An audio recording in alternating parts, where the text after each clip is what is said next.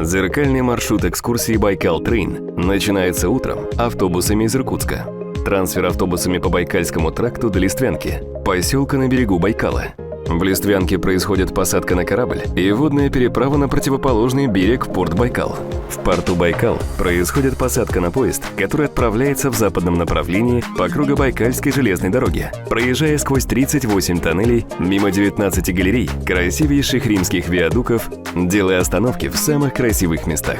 Вечером прибытие в Слюдянку. В Слюдянке меняется локомотив и далее отправление на этом же поезде в Иркутск по ветке современного Транссиба. Возвращение в Иркутск поздно вечером на железнодорожный вокзал Иркутск-Пассажирский.